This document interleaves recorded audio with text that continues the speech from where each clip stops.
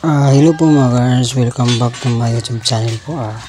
For today's video po, kararating ko pa lang po dito sa lugar kung saan mayroon kaming ginagawang trabaho. So yun, kung makikita nyo, pagdating namin kaninang umaga, trabaho namin kaagad yung poste sa baba. Tapos nilagyan na po namin ng parlin sa taas, yung bale busaog niya. So yun ang lagyan ng sahig dun sa taas. So yun, kasalukuyan po dito po tayo ngayon kasi po nagtatrabaho po tayo. So yun, kasalukuyan pong gabi na po at naghahanda na po yung brother ko sa aming ulam sa hapunan. So yun ang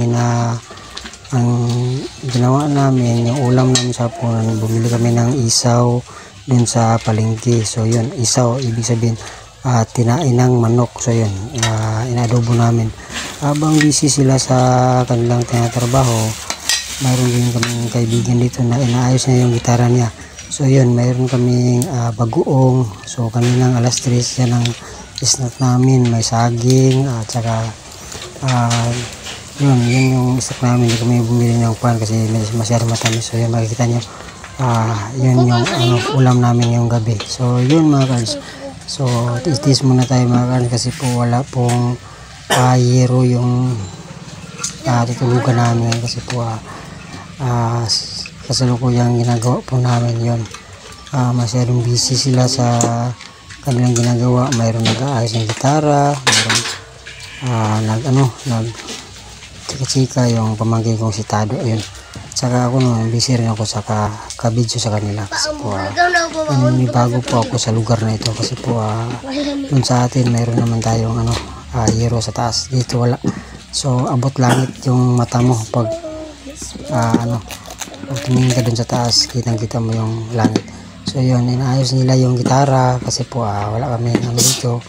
So gitar lang muna yung gagamitin namin kapag medyo boring. So yun mga kanis, so papakita ko sa inyo kung ano talaga yung area natin na trabaho namin. So yun diba, grabe. So napakaganda naman pala ng mga kapitbahay natin. So maganda yung bahay nila. So kailangan din pagandahin natin yung bahay natin dito na ginawa natin, baka mapaya tayo sa kapitbahay natin. So yun mga kanis, wala na tayong magagawa kundi tambay-tambay muna tayo dito, maghintay tayo ng umaga bukas. Yun mga kanis. So dito kami natutulog sa loob.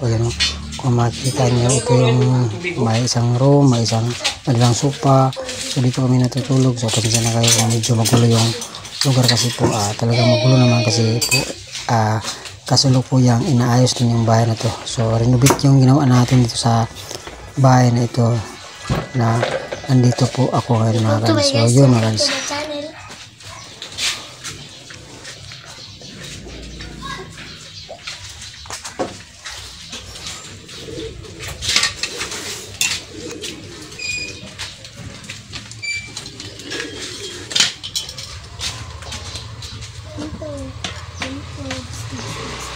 Ayan mga guys, medyo ito na po yung ulam namin sa hapunan. So naghahain na po yung kapatid ko po. Kapatid ko po yun, siya yung taga-luto sa amin tuwing hapon. So kasi tayo po ay medyo matamad tayo, hindi tayo marunong tayo magluto, pero medyo tamad tayo, hindi tayo kumikibo pag hapon. So yun ang nangyari. So nagantay lang po kami na maluluto yung ginawa namin adobong isaw o tinaay sa manok yun.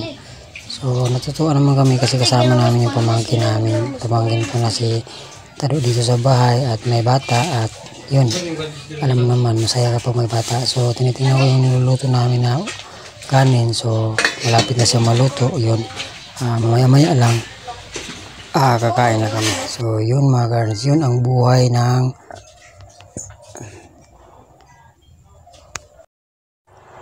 so yun, bukas na po mga guys, na po, kagabi iba yung luto namin, adobong isaw na manok. So yun, ngayon po ang ulam namin sa umaga, ginataang adidas sa manok. So yun, kaninang mga madaling araw, mga alas 5 pupunta yung kasama namin dun sa palengke, kasama yung pamangkin ko at bumili po sila ng Adidas sa manok. So yun ang aming ulam ngayong umaga. So yun, di ba?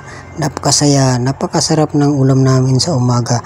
So yun, kailangan kapag nagtatrabaho tayo sa lugar, kailangan maganda rin naman yung luto nyo. So ipapakita ko sa inyo, pinapakita ko lang sa inyo na kahit na ganito lang ang trabaho natin mga karns, marunong pa rin tayo magluto sa mga ibang klase ng luto na medyo magugustuhan natin. So yun, iwan ko lang sa inyo kung magugustuhan nyo yung ginataang Adidas ang manok. Pero para sa akin, okay na to, masarap na to kasi po hindi naman tayo mayaman, mahirap lang tayo. So yun, wala naman sigurong masama kapag nagluluto tayo ng gusto natin, at kung gusto natin, masarap talaga yan mga karns. So yun ang ginawa namin, nagluluto kami ng ginataang Adidas ang manok. At saka hindi na makumpleto yung almusal natin kapag walang Coke or Pepsi. Yun, mamili kami ng Pepsi, yun ang ano namin, pang tulak namin sa. So yun mga girls, katapos pala namin kumain. So yun, ito na yung natira, wala na, ubos na yung Coke, at saka puro buto na lang yung natitira. So iligpit po natin yung ano natin, yung kinainan natin. So yun, kasi po magsipahinga na po sila kasi po katatapos pa lang po namin kumain. So yun, at saka nakaupo pa rin ako dito kasi po relax muna tayo kasi po babalik na naman tayo mamaya pag trabaho doon sa taas. So yun mga guys.